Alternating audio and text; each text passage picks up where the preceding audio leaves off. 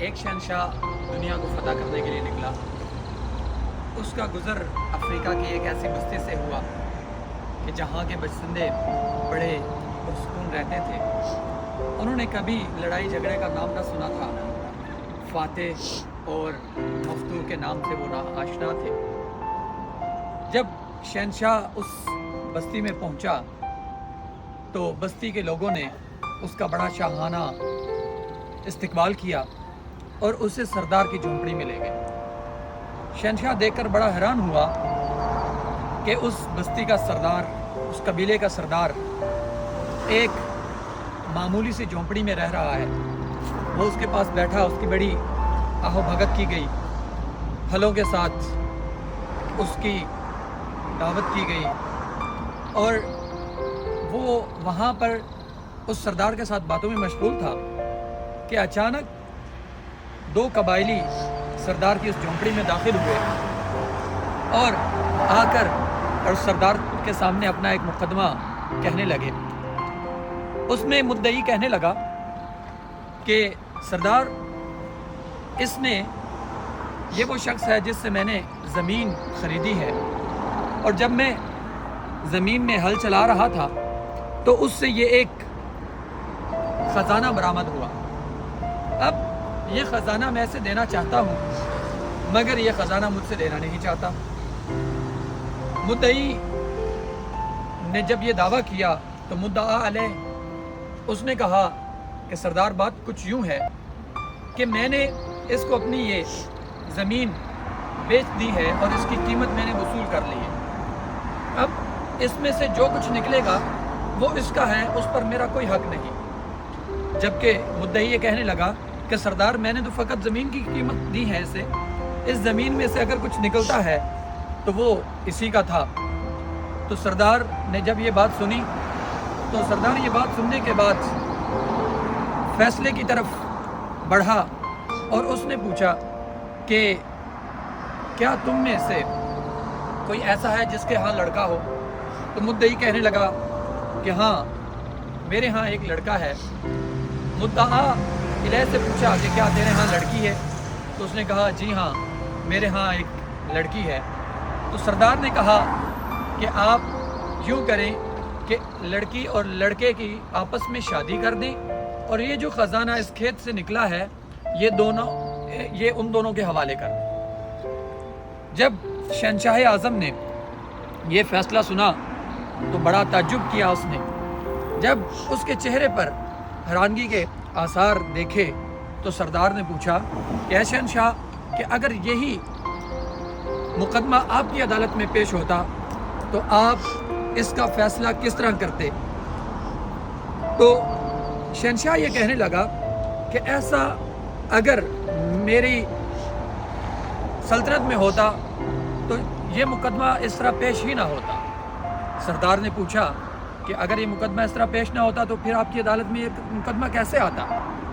تو اس وقت شہنشاہ نے کہا کہ یہ مقدمہ اس طرح آتا کہ مدعا علیہ اور مدعی دونوں میرے پاس آتے اور مدعی یہ دعویٰ کرتا کہ یہ زمین اس سے میں نے خرید لی ہے، اب اس میں سے جو کچھ نکلے گا وہ میرا ہے. مدعا علیہ کہتا کہ نہیں، میں نے تو اسے فقط زمین بیچی تھی، زمین میں سے نکلنے والا خزانہ نہیں بیچا تھا، اس لیے یہ میرا ہے. تو سردار نے بڑے تعجب سے شہنشاہ سے پوچھا کہ اگر یہ مقدمہ اس طرح آپ کی عدالت میں پیش ہوتا تو پھر آپ اس پر فیصلہ کیسے کرتے؟ تو سردار کو شہنشاہ نے مخاطب کر کے کہا کہ جب ہماری عدالت میں یہ فیصلہ آتا تو اس کا فیصلہ یوں کیا جاتا کہ یہ جو خزانہ ہے یہ حکومت کی تحویل میں لے لیا جاتا اور ان دونوں کو قید کر دیا جاتا. سردار اس نے بڑا تعجب کیا اور وہ پوچھنے لگا کہ اگر آپ کے ملک میں ایسے فیصلے ہوتے ہیں تو پھر آپ کے ملک کا نظام کیسے چلتا ہے؟ سردار یہ پوچھنے لگا کہ شہنشاہ، کیا آپ کے ملک میں بارشیں ہوتی ہیں؟ سردار کو شہنشاہ نے مخاطب کرتے ہوئے کہا کہ ہاں، بارشیں ہوتی ہیں. سردار نے پھر سوال کیا کہ کیا آپ کے ملک میں اناج اگتا ہے؟ تو शहनशाह ने कहा बिल्कुल उगता है। सरदार बड़ा परेशान हुआ, तो फिर वो कहने लगा कि अगर बात यूं है कि इतने जुल्म के बावजूद आपके मुल्क में बारिशें भी होती हैं, अनाज भी उगता है, तो मुझे बताइए कि क्या आपके मुल्क में जानवर हैं जो घास चरते हैं और पानी पीते हैं? तो शहनशाह ने कहा कि हाँ, हमारे सल्तनत में बहुत से जानवर ऐसे हैं जो आम चरागाहों में चलते हैं और वहीं से अपना दाना पानी लेते हैं।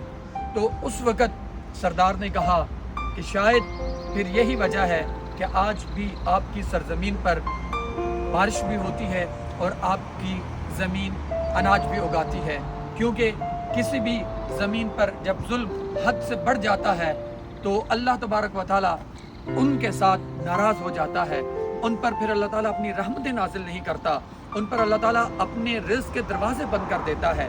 आज कुछ सूरत हाल हमारे मुस्लिम उम्मत की भी ऐसी है कि हमारे ख़ास तौर पर अगर मैं अपने मुल्क पाकिस्तान की बात करूं तो हमारे जो रुआसा हैं, हमारे जो हुक्मरान हैं, उन्होंने कोई कसर नहीं छोड़ी हमारी इस सल्तनत, हमारे इस सरजमीन पाकिस्तान पर ये मामलात करने की। लेकिन इसके बावजूद भी आज अगर मुल्क पाकिस्तान जिंदा और कायम और दायम है तो उसकी फ़कत एक ही वजह है कि आज इस मुल्क पाकिस्तान पर कुछ लोग ऐसे हैं जो दूसरों पर रहम करने वाले हैं, दूसरों का हाथ बांटने वाले हैं, और कुछ मासूम जानवर भी ऐसे मौजूद हैं जिनको इस धरती पर उन पर जुल्म नहीं किया जाता। वगरना हालात इस कदर दिगर गूं हैं कि अब हमारे इस धरती पर भी वो दिन दूर नहीं कि जब अल्लाह ताला का कहर नाजिल हो। तो इसलिए हमें चाहिए कि हम हमेशा जालिम व मज़लूम का साथ दें। जैसे हज़ूर नबी करीम अलैहिस्सलाम ने फरमाया कि उनसुर अखा का ज़ालिमन और मज़लूमन, कि अपने भाई की मदद करो चाहे वो जालिम हो या मज़लूम हो। तो सहाबा ने अर्ज़ की या रसूल अल्लाह कि हम अपने मज़लूम भाई की तो मदद करते हैं मगर अपने जालिम भाई की मदद कैसे करें? तो आप सल्लल्लाहु अलैहि वसल्लम ने फरमाया कि अपने जालिम भाई को जुल्म करने से रोको, यही उसकी मदद करना है।